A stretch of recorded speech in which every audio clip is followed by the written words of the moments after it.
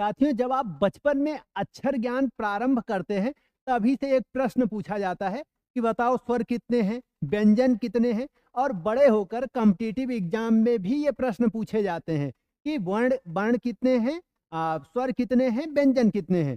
यानी कि इसकी जो है परेशानी खत्म नहीं होती है। इसी जो है परेशानी, इसी शंका, इसी संशय, इसी दुविधा को दूर करने के लिए मैं लाया हूं एक छोटा सा वीडियो, जिसको हम देखेंगे और बिल्कुल आसानी से सब क्लियर हो जाएगा। तो देखते हैं। सबसे पहले साथियों, वर्णों की संख्या कितनी है? वर्णों की संख्या 52 होती है। हिंदी में या देवनागरी लिपि में वर्णों की संख्या 52 है, जिसमें 11 स्वर हैं। 11 स्वर कौन से? अ आ ई उ ऊ री ए ऐ ओ औ। यही 11 स्वर हैं और कोई नहीं। व्यंजनों की संख्या 33 है। 33 है, जिसमें काखा गाघा अंगा, चाछा जाझा इया, टाठा डाढ़ा, ताथा दाधाना, पाफा बाभामा, या रा लावा सा खा सा हा। केवल ये ध्यान रखना, छत्रज्ञ इसमें शामिल नहीं होगा। व्यंजन में छत्रज्ञ शामिल नहीं है। 33 व्यंजन है बस।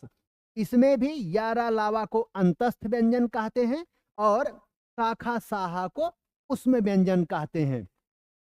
इसके अलावा अंग आह, जिसे हम बचपन में स्वर में शामिल कर देते थे, ये स्वर में शामिल नहीं है, बल्कि ये अलग है। और ये है अयोग वाह, जिसमें अंग को बोलते हैं अनुस्वार और आह को बोलते हैं विसर्ग, जिसे विसर्ग संधि में भी आप पढ़ते हैं।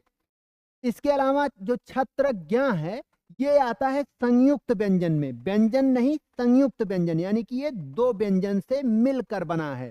ठीक है, तो संयुक्त व्यंजन कुल कितने हैं? 4।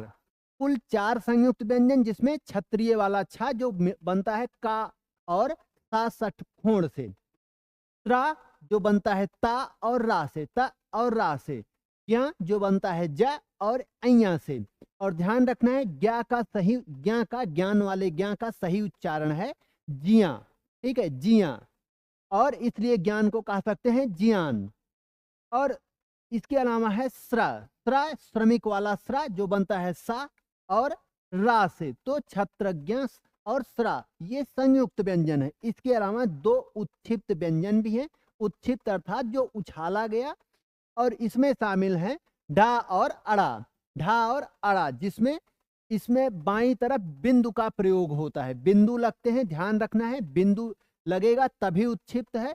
और टाठा डाढ़ा में यहाँ पर बिंदु नहीं लगता है। ठीक है, और एक अलग वीडियो में बताएंगे कि बिंदु का प्रयोग कैसे होता है। तो ध्यान रखना है, वर्णों की कुल संख्या है 52, जिसमें स्वर हैं 11, व्यंजन है 33, 2 अयोगवाह, 4 संयुक्त व्यंजन और 2 उत्क्षिप्त। इसके अतिरिक्त केंद्रीय हिंदी निदेशालय ने, ध्यान रखना है, जो भी साथी परीक्षा देने जा रहे हैं कोई, जैसे यूपीएसआई या कांस्टेबल वाले, वो ध्यान रखें, केंद्रीय हिंदी निदेशालय के अनुसार वर्णों की संख्या 53 है। 53 है, यानी एक और जोड़ दिया। कौन सा जोड़ दिया? 52 तो यही वर्ण है। इसके अलावा एक वर्ण आ जाता है लृ। लृ को भी केंद्रीय हिंदी निदेशालय ने वर्ण में शामिल किया है। तो ध्यान रखना है साथियों।